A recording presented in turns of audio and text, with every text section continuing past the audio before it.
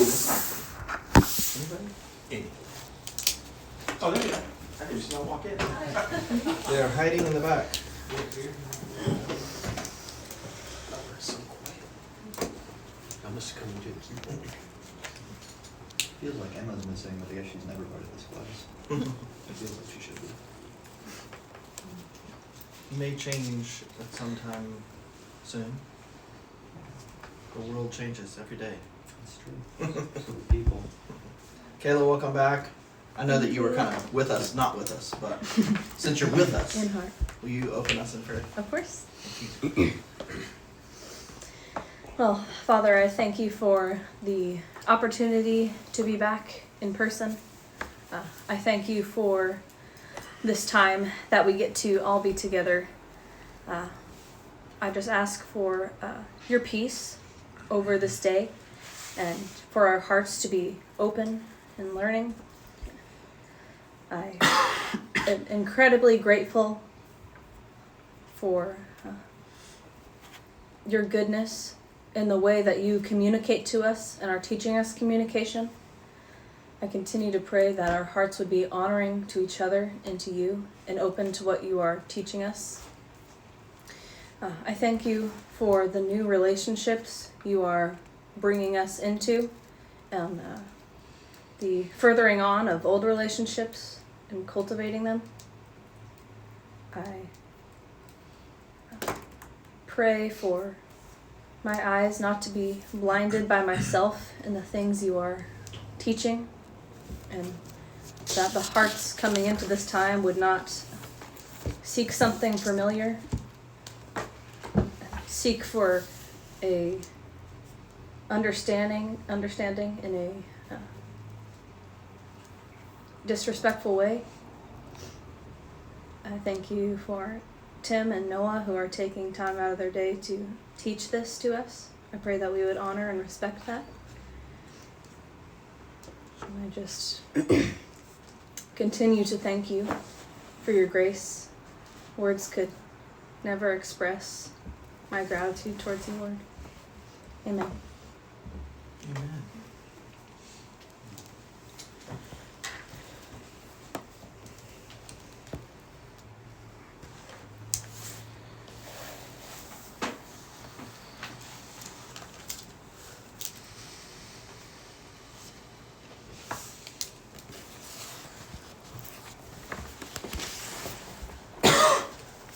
This next one's a little longer. Probably have someone read the first and second part of it, and then another person the third and fourth. You kind of see what I mean. Mm-hmm. So Elijah can read that first and second part, and then Isaac can read. What number are we in? Sorry, what chapter? 14.21. Actually, Isaac read the first and second. Elijah read third and fourth. 14:21. So that is reading till I did not dare to not report. Kind of the last highlighted part. I was thinking, To conceal. does not even attempt to conceal. Yeah. Okay. Sounds good.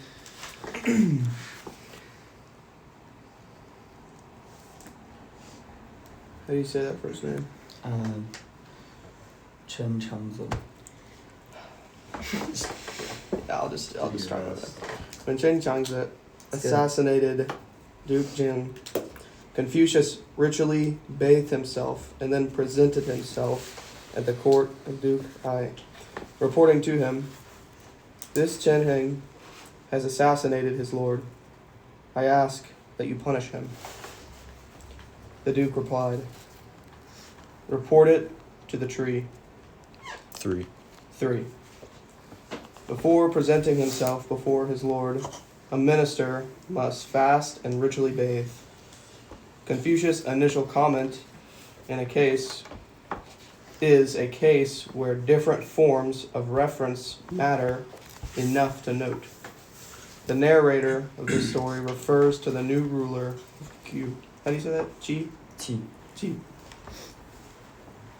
By his posthumous title, Chen Chengzi. But Confucius refers to him by his personal name, Heng, as if he were not a ruler, which of course he has no right to be. This is an example of Confucius' care when it comes to the names. The three referred to by Duke Ai are the heads of the three families, who of course wield the real power in Lu, a fact that Duke Ai does not even attempt to conceal. Confucius said, having held rank below the ministers, I did not dare to not report this. Now my lord says, report it to the three. He then went and reported it to the three, who did not approve his request. Confucius remarked, having held rank below the ministers, I did not dare to not report. Chen Cheng's personal name, Heng, was a minister in Qi who assassinated the Duke of Jian in 1481 BCE and usurped the throne.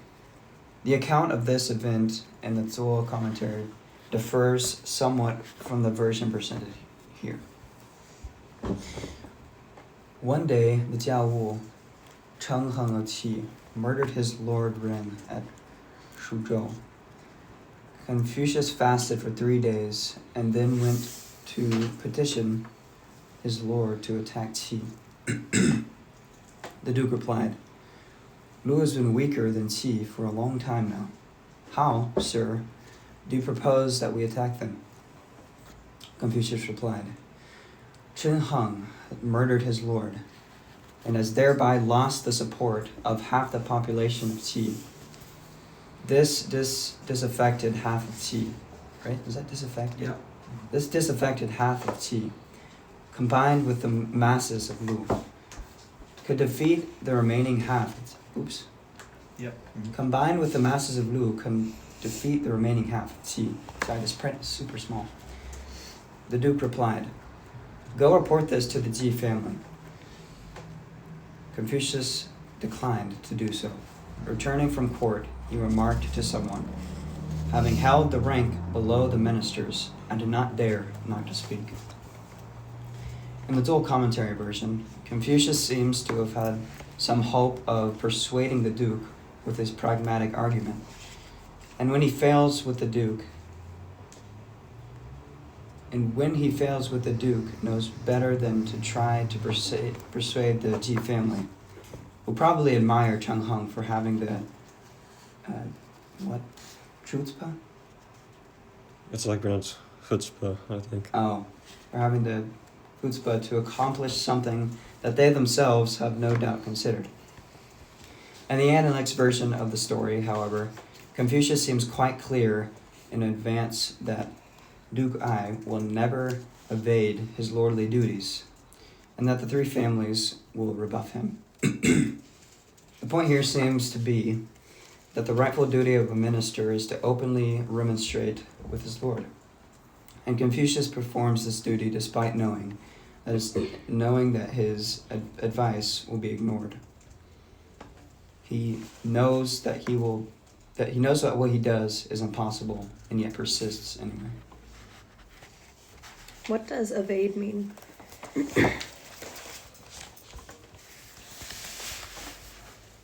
It's like to avoid.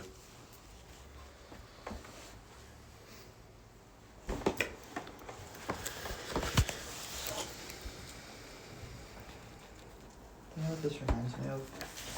It's part of this. Was it in Jeremiah where God appointed him watchman or guard? Where was that?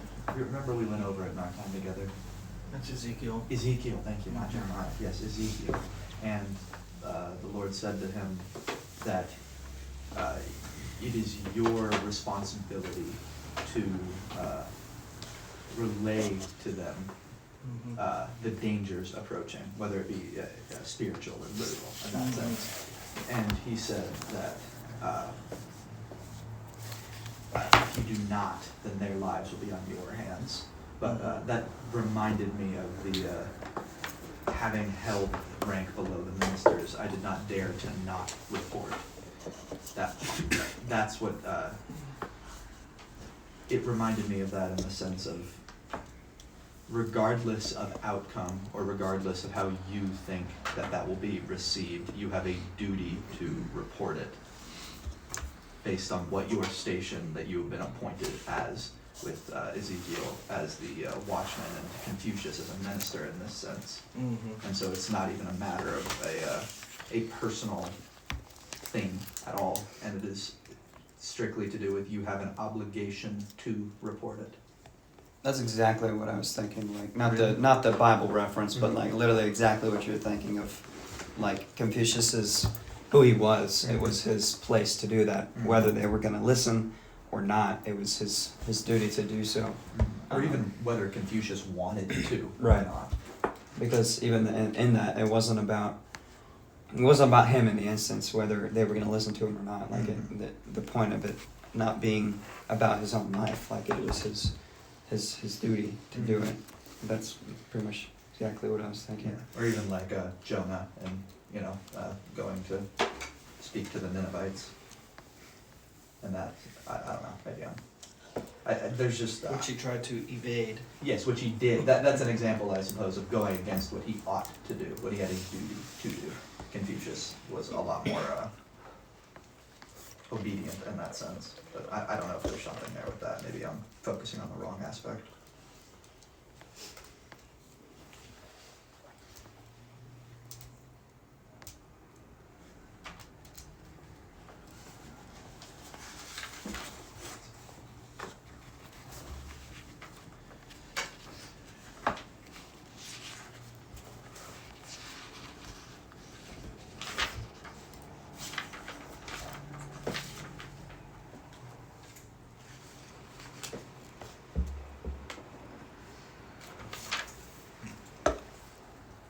This is another good example, I think, of how Confucius actually had an impact on people, and you could even say like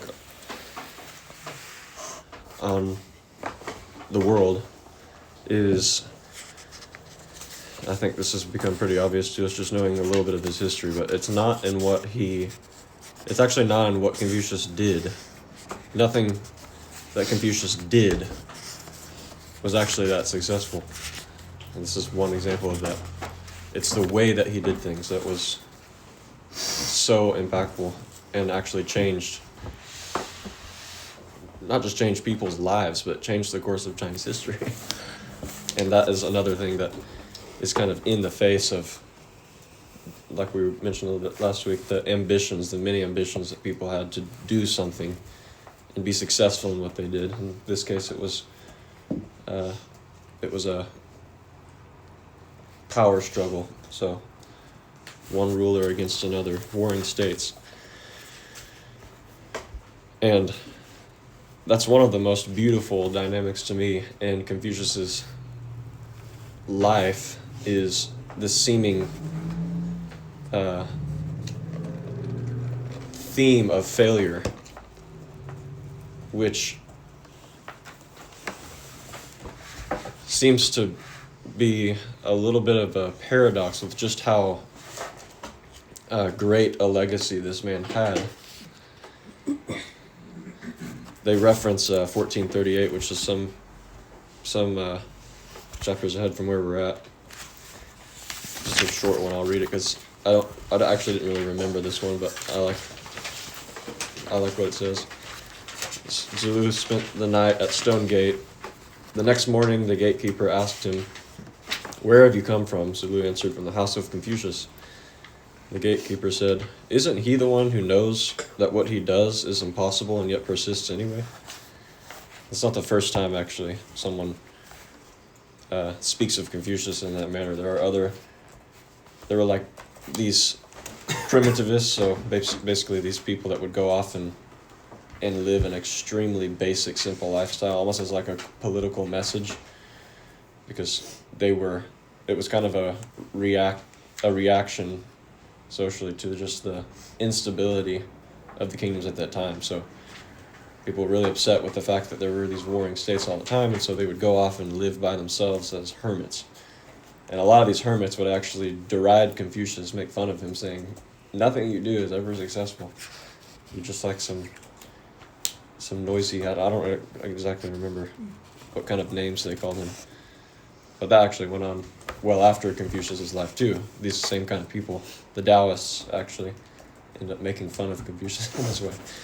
But I just find that really interesting. Someone like Confucius, even recognizing himself, like he wasn't just he also didn't harbor this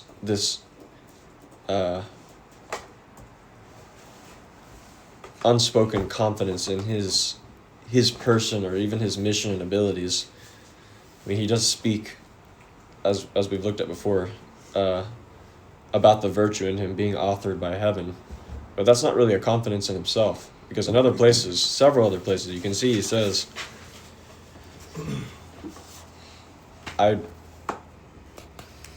nothing I do is successful. In fact, everything, I feel like such a failure in some ways that sometimes I wish I could just cast myself out into the sea on a raft. That's how he speaks of it. He also says, would that I did not have to speak.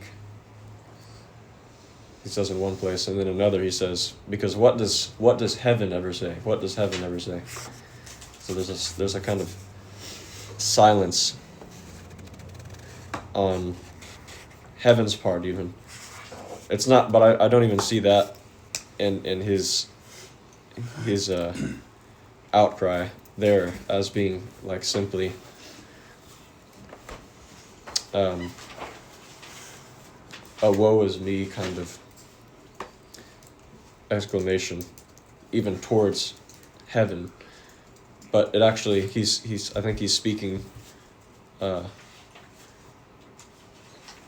more according to the nature in which heaven does actually communicate and author things, because it's evident that he knows heaven has a work and a hand in the course of events. I mean, that's part of even what we were looking at last week, I think, as far as it had to do with the mandate of heaven. Actually, I think that's something we'll be looking into this week or next. I might be mixing things up.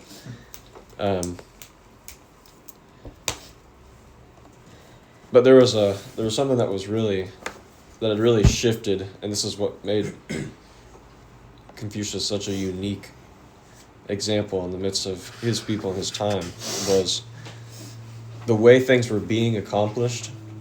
Even the way that heaven was accomplishing its purpose was very different than the way anybody at that time or even previously understood heaven to accomplish things. And even if that be through selected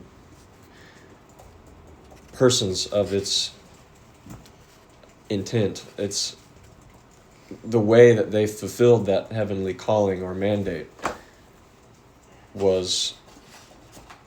it seemed very counterintuitive. It seemed very very much the opposite even of the way that social change, which Confucius was concerned with, was affected. And I think we should have that in mind when we read. And I think that is actually what inevitably is shared or imparted to us as we read writings like this, is what we're actually learning from the example of someone like Confucius, even through his teachings, is a lot less, I'm just repeating myself here, but a lot less what he actually did, and more so the manner or spirit wisdom in which he did what he did. What you were saying. That's how you identify the way. Go ahead, sorry. I was just going to say the way you're speaking reminds me of the introduction, where it refers to what Confucius' mandate is almost as a necessary evil because of how much he hates speech and believes that heaven doesn't like communicating through speech.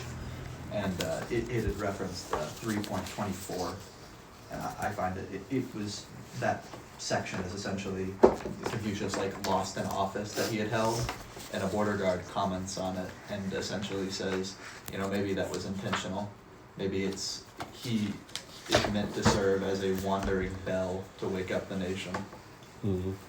Because when at that loss of office is what caused him to become more of a vagabond and a wanderer.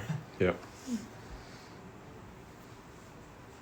That's another thing that's so real about the person of Confucius, is that he wasn't like this all-knowing, undisturbed, perfect sage throughout the entirety of his life, but you could very clearly see how much he was learning as he went. Because the first half of his time as a teacher was traveling from to various states to see if there would be any ruling house that would put the ancient Zhao culture into practice again. And not a single state for any meaningful length of time listened to him or entertained him. And so that was kind of a mission failed. Like Abraham, That first- if he never found Melchizedek.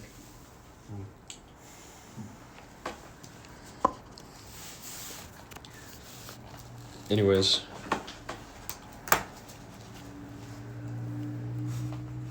that's actually a much more, to me, that is a much more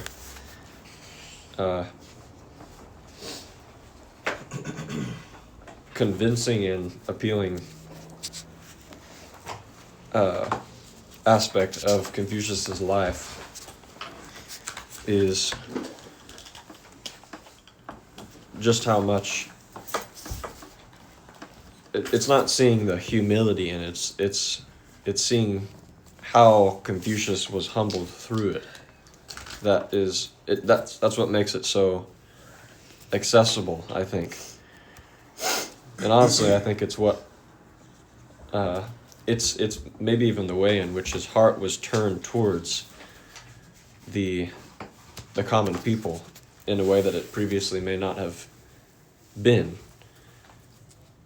Because as he himself had been humbled, because in many ways his expectations of how things would be fulfilled did not play out the way he intended.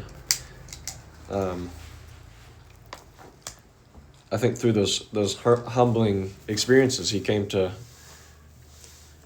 see the people that were right before him, and that became the pursuit of his that became his mission from that point onwards. It's no surprise that following that, you kind of had the first major school of any kind of Chinese philosophy, which of course led to many others.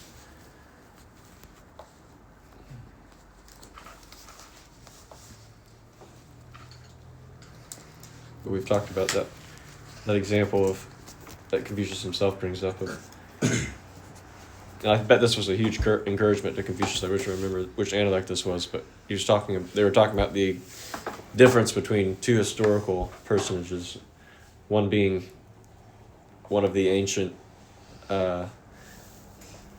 sage kings. I think his name was Yu or something, and he was the one that carved out the rivers. He was the one that reformed or did like some major landscaping projects to control flooding that occurred in that period of Chinese history. Comparing him to another person who was this mighty warrior and general who conquered all these different parts of China or whatever it was. I don't remember his name. I remember the important person's name, but not the unimportant person's name. There you go. But we saw that it was the one doing that humble work of redirecting the course of the waters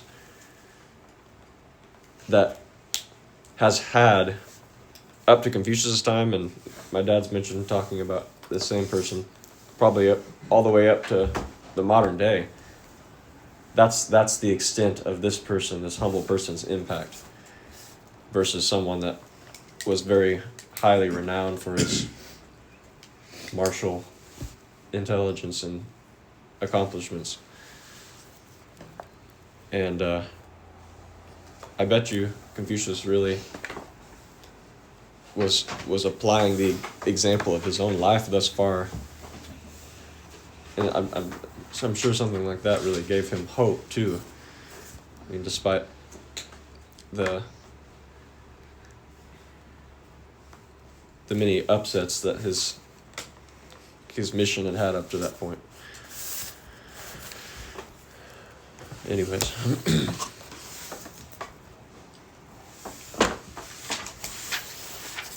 Yeah, I always see with a lot of his examples, kind of like, in general, like an intuitive understanding of relational positions. Kind of just his view of how, like, a kingdom works, you know, or rulership works. And I think that's what stood out to me most here is his honoring of position and understanding what it means to be a part of something that is greater, right, than yourself, like Elijah mentioned. Even, and you know, what's interesting is the fact that, like you were saying, a lot of the time he wasn't really super successful in his dealings, I guess, or whatever. But that makes me think about, I don't know, just his intention even in it, of, or I guess his purpose, because that definitely would, or wasn't there like a parable of when something happened to that guy and he was like, I don't know if this is good or bad each time.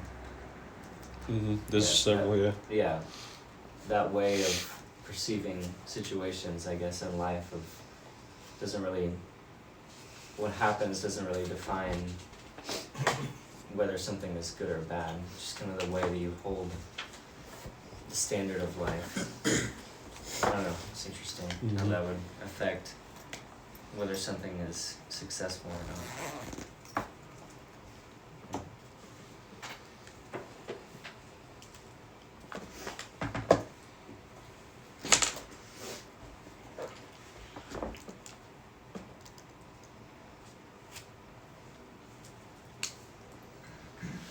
The spiritual nature of even someone, or the spiritual nature even of Jesus's ministry in the eyes of the world was a failure. I mean, there's so many perspectives that you could look at it. For instance, from that of the more Zionist view of what Christ say was going to come to do, because it all had to do with political power for the most part. And I mean, for the first, I mean, for the however many years, the 3 years of Jesus's ministry, you see a huge following and influence take place. And so you see like a lot of potential in that. And then the leader is crucified and buried. And so all of that hope, all of that potential energy that was building up is like completely fizzles out. But then you see, for those who witnessed it and believed it, his resurrection and what is further resurrected in the hearts, the lives and the spirits of people following that time. The influence and the, just this is all looking at it from a very outside worldly perspective, the influence and social impact of it is still very significant, because you have a lot of people who are becoming believers. But again, from the eyes of the world, you see these people for the next century or two are being heavily persecuted. And so it just seems like an absolute mess. It's, in a sense, like an infection. It's a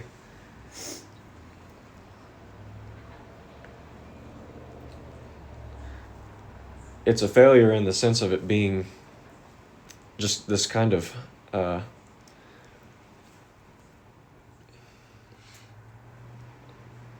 don't really know the right way to put it. But to the world, anything that is not able to accomplish this withholding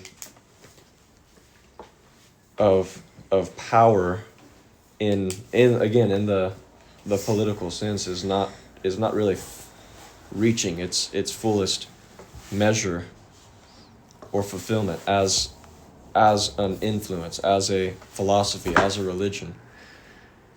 And so, in the eyes of the world, Christianity only became a success when it was adopted by a ruling power, which didn't occur until 200 years almost. like 300 years, until Constantine. Yeah. And it's interesting to see a very similar thing having played out with Confucian philosophy too, because it took roughly around the same amount of time for the Confucian school, or I guess the variety of schools that sprung from it, to at last reach a place where it became the order, the social and ruling philosophy of China. I think that wasn't until like the Han Dynasty, one or two dynasties following the Zhou. I could be wrong about that. But again, it just became like another political weapon, because that's what is seen as a success. That's what's seen as useful. But those of us that know what Jesus actually did, what his life was actually for, what his ministry actually accomplished, what was actually not by any means a failure, but the greatest achievement, the greatest success in all of history.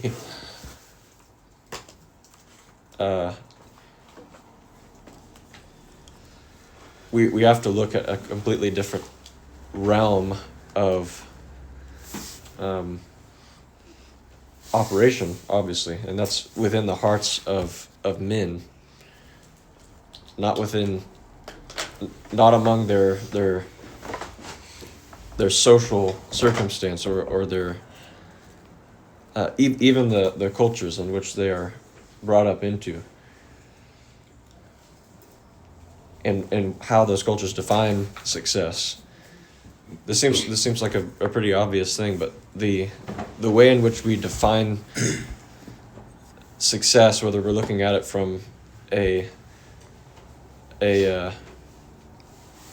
like a macro point of view, so you're having to deal with like a people or a nation or a society, whatever it is, or, as is easier for us to do, look at it from a personal point of view.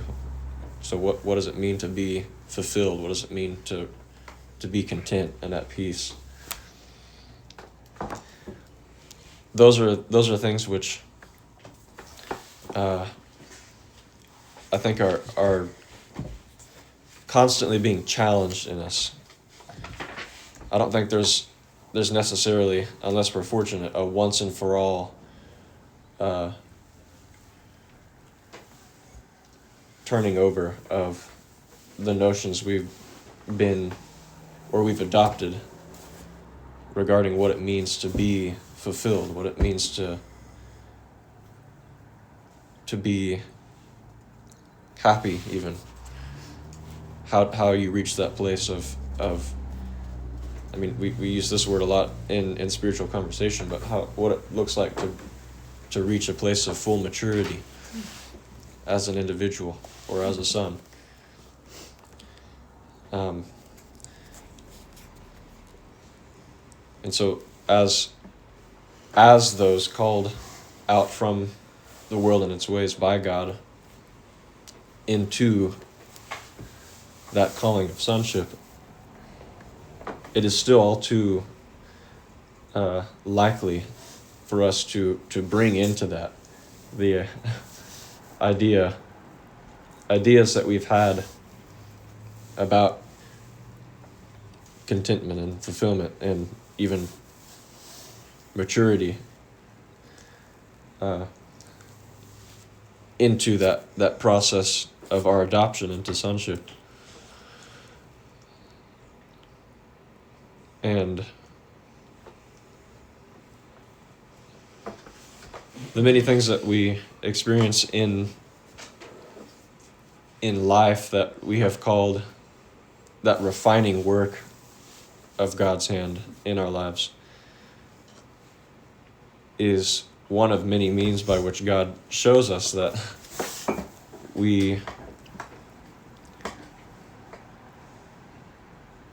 carried those false notions even into this higher spiritual process of being transformed into a new being, into mature sons made in his image and likeness.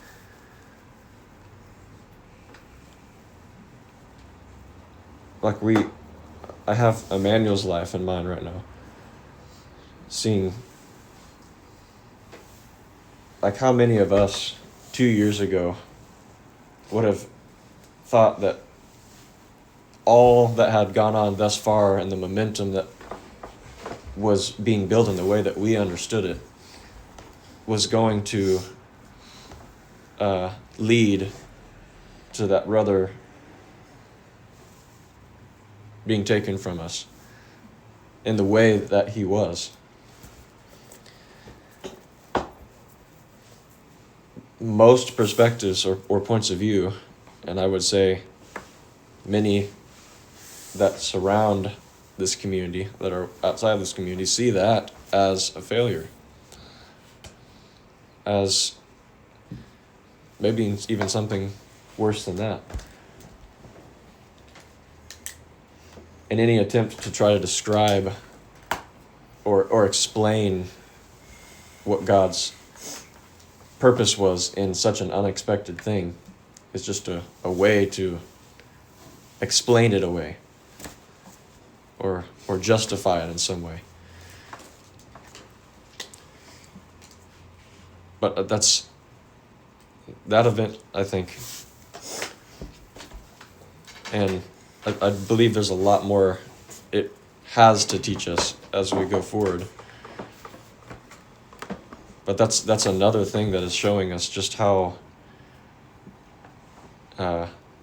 faulty our ideas of success, spiritually or otherwise, tend to be.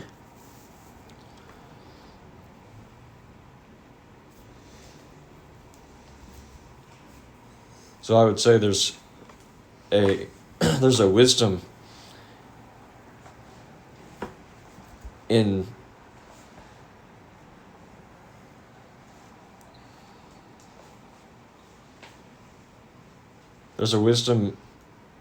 not so clearly defining for ourselves what it means to be certainly to be successful in this world, but even successful or content in the work of God's kingdom.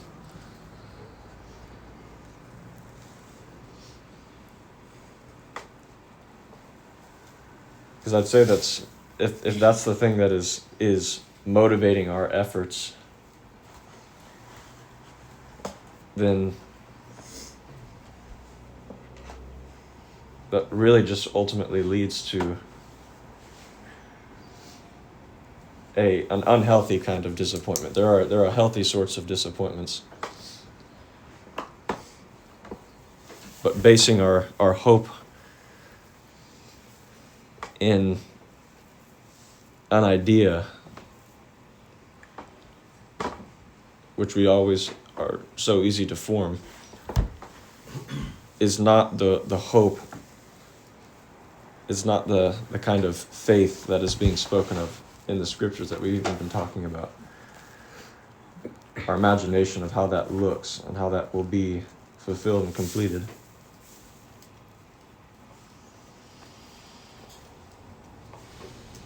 I'm kind of rambling a little bit, but I am hoping someone will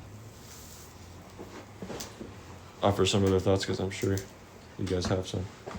I really appreciate you saying that, because I feel like it connects to what you're saying, a similar experience when my dad's parents came to visit, and they gave their idea to me of what they think I should be to be a successful person, and kind of ignored what I was trying to do, which is trying to cultivate, a way of life rather than what I can do and what I can be.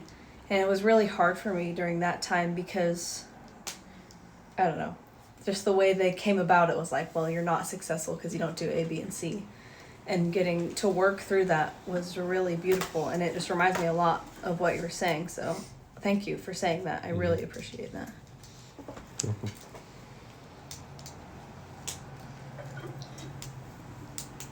Really appreciate the example of Yu's life and as representative.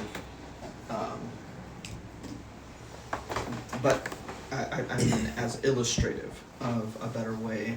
Whose life, sorry? You, the ancient sage Oh. you were referring to. Yeah. And others, Confucius as well. I think that it's not just Christianity, in that similar comparison with you and the warrior king or whatever it was. People, the people of the day, it's never really the people that look into the past, it's the people of the day, the people of the present. Admire certain attributes of human activity. And those are the courageous and the brave and the super accomplished or eloquent, those who are successful. But again, success in that context is always whatever the present circumstance, how the present circumstance represents itself. And it's always measured by very simple things that are temporal. A number of coins in the bank, or treasured, or a number of cattle or sheep on the hills, or whatever that may be, because those are the temporary things that the flesh and soul of man finds comfort and ease of life in. So those things become the highest ideal of success and achievement. To have, and another one is going to be influence, power, fame, those things. But those things, all of them, do not outlast the lungs' ability to take in air and the heart's ability to course blood through the body. Once those are finished, then very little remains of that person. There are modern examples of people who were so absorbed in those things that, they were buried. Their will was to be buried with their wealth. You know what I mean? And somehow people still admire that in the temporal. It's the pursuit of the temporal life.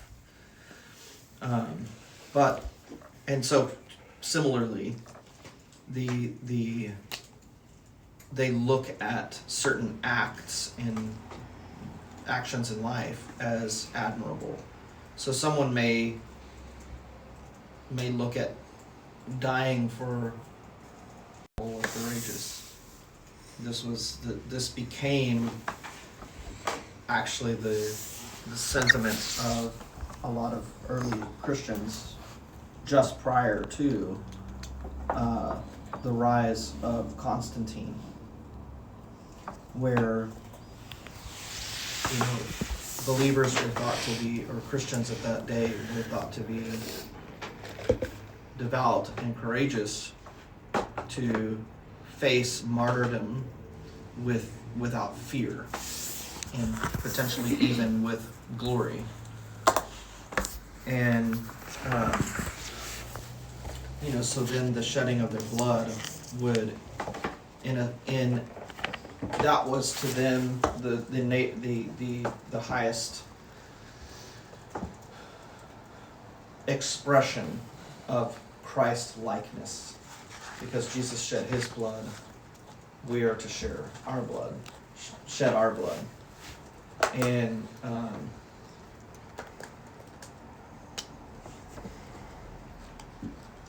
to die for a cause, and that somehow that promotes the cause.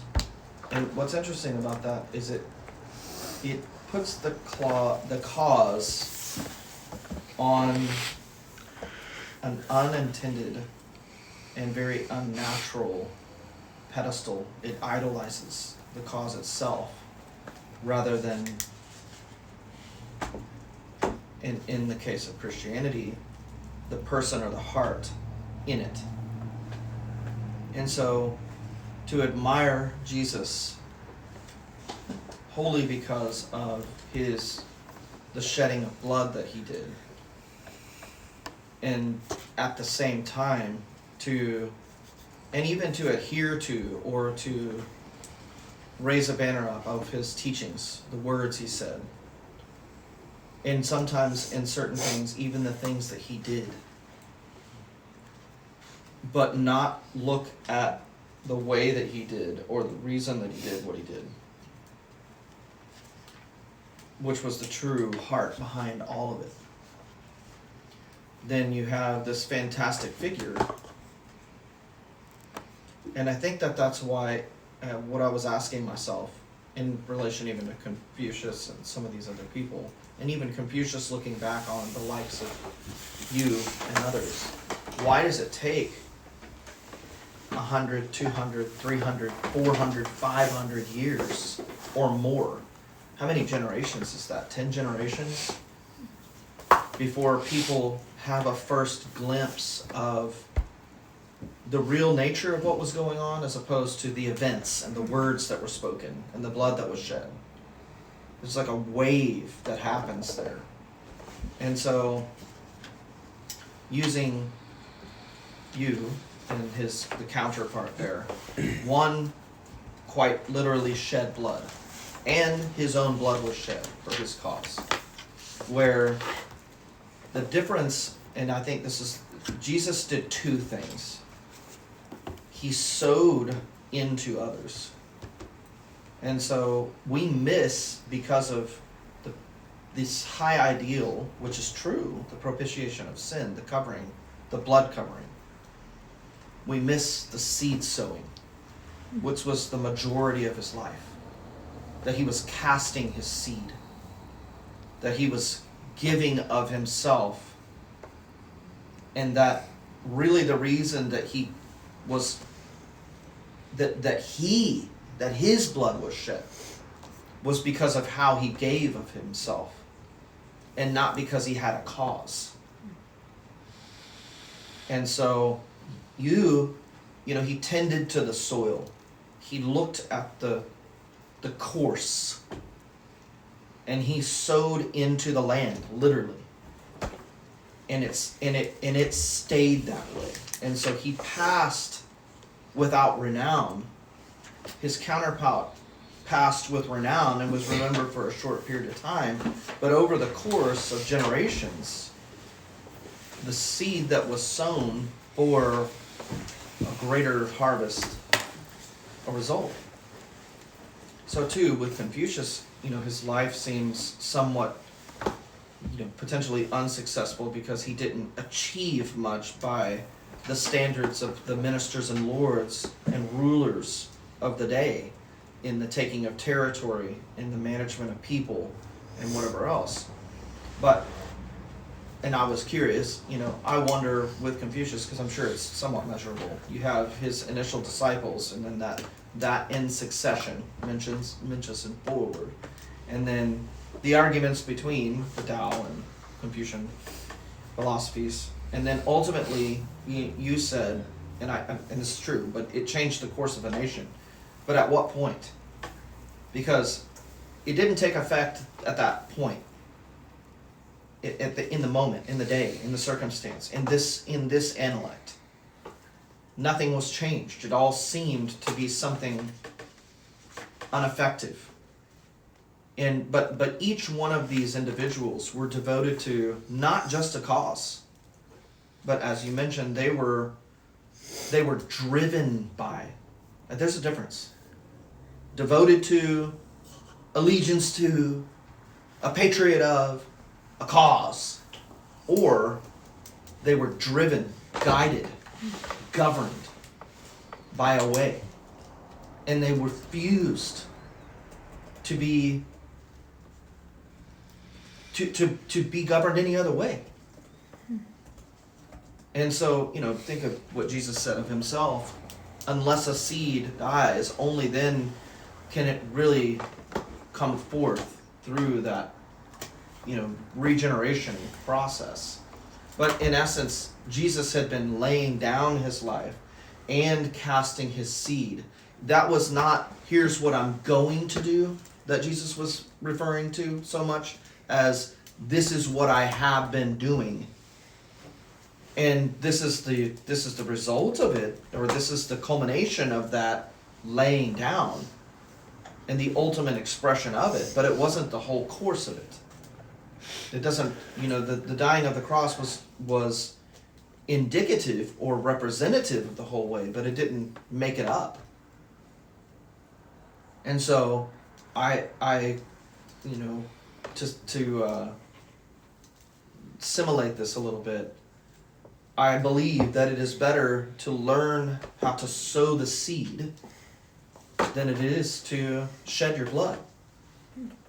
And so the wisdom of the apostles of the Paul in particular, was Jesus did this in this way so that we could become, he says this, Romans 12:1, I beseech thee. Here's my plea.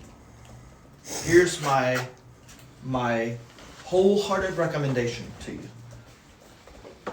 To present yourselves as a living sacrifice.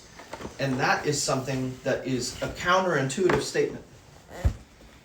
Because up until this point, and even to and through the death and resurrection of Christ, but not until this revelation came, did we understand that the ultimate wasn't the shedding of blood, it was the laying down of the life as a living continuation, something that is always made to be an offering for something that is a lead and a guide for you, and it has more value than the shedding of blood. Jesus' blood was shed once for all people, for all time. But his life, the essence of his life, was sown into the earth. And the earth being symbolic of the hearts of men. He sowed himself into others. So too was the pattern of life that Brother Emmanuel did. And so we can be caught up with the end of his life and, you know, the nature of his death. But, you know, whether he faced death in a certain way or whatever it was, but what he sowed into us is what is going to be the long term. And thankfully, in this case, you know, the sowing that Emmanuel did was in keeping with the pattern of a life of a son and the life of sonship that Jesus Christ fully represented in every way, even unto death. So I think in Christianity there's a little bit of still a remaining obsession with dying for the cause, you know, standing on that hill and dying on that sword.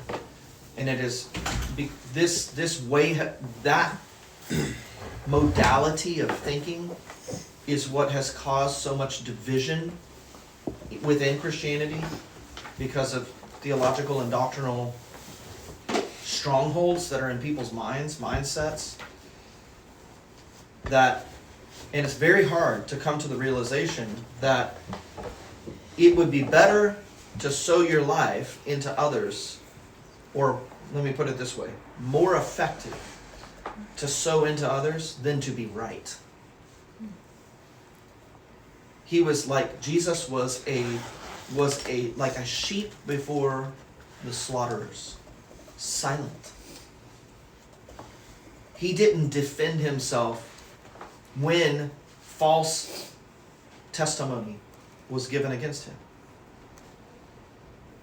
When he was mocked as he hung on the cross, he saved others, yet he can't save himself. If he was this, see, that's all that mind, the present day mind that says this is how things should go, this is how things should be. And so there was a driver, and you know, Jane's example of Ezekiel 33 and the Lord's word to Ezekiel is almost, and the unspoken in the Confucius Analects and then the Confucian philosophy, the unspeaking of heaven, the lack of voice from heaven, we have in communication with Ezekiel the voice of heaven that in essence explains a portion of the divine or the heavenly mandate and how those things work. What is the operation in the heavenly realm? And God directly, you know, unpacks that a little bit for Ezekiel, and not so much as a matter of personal conviction, but as a matter of revelation of how things work. And that's not so dissimilar to the revelation that Mordecai had that he shared with Esther, which was, you may think you escape for now, but in reality, God will make a provision for what he plans to do regardless. And so it is up to man then to seek first, to know, to see, to enter in, to put into practice this governing order that exists and we have no influence over, save that we can be part of it. We can become partakers and participants in it. We can't resist it, but we can become part of it. But not through bold proclamations and courageous bloodshedding. You know, going out and protesting and standing up. What is of more value? To go to war, or to sow the seed, or to cut the course of the river? That's the long game. And the long game is where the fruit bearing takes place, and yeah, obviously we can see that here in the way that Confucius does things, even in the ritual that he practiced. The practice of ritual that's mentioned here is not about focusing on ritual, not at all, actually. The ritual practiced here indicates that he is governed by something. So when he practices the ritual, it is to in coming to this ruler, to this duke, to say, I am under the, not just obligation, but under the governance of another way. And I'm coming to represent that way. And so it wasn't, ABC 1, 2, 3 on ritual. Look at me, I'm being ritualistic. It was, I have a heavenly mandate. And in doing things in this way, I don't have to tell you that's what I'm doing. I am the living expression of what it means to be representative and unwavering in what that mandate is. And so, that definitely was the posture of heart and mind that all actually, of the prophets of God had. And John was the greatest prophet among men. Jesus was the great prophet of all, and priest, and savior, and king. So he was the full representation of these things. But in what way? I mean, Jesus' mandates weren't, go die for me. They were actually, die to yourself so that I can live in you. Teach others this same way, by loving one another and by laying your lives down for one another. But does that mean that we all get in a room and bleed ourselves out for one another? I'm doing this for you. No, there's a living way. It's a living way. And what is living never dies. See the point? When you lay your life down in the glorious shedding of blood for a cause, well, that's the end of your life. It's all over at that point. But when you live in such a way so as to always be one who sows seed into the soil of hearts and minds, then you never die, even when you lay the body down. And that's actually what Jesus did. That's why he was given authority to do it. Because he gave his life into that power, that form and force of life.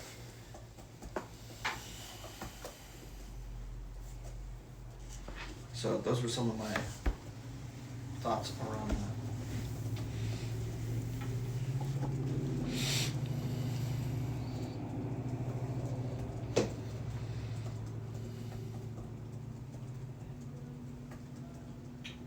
My mom had sent me a writing a little while ago on the lust of self-vindication. I think that's something that is a Fry/Henson struggle alike, Sure. that needing to be right. But anyways, when we were reading some of the stuff Noah had assigned us these past 2 weeks, the one that really stood out to me was 1.16. And it was, the master said, do not be concerned about whether or not others know you. Be concerned about whether or not you know others. I highlighted that one too.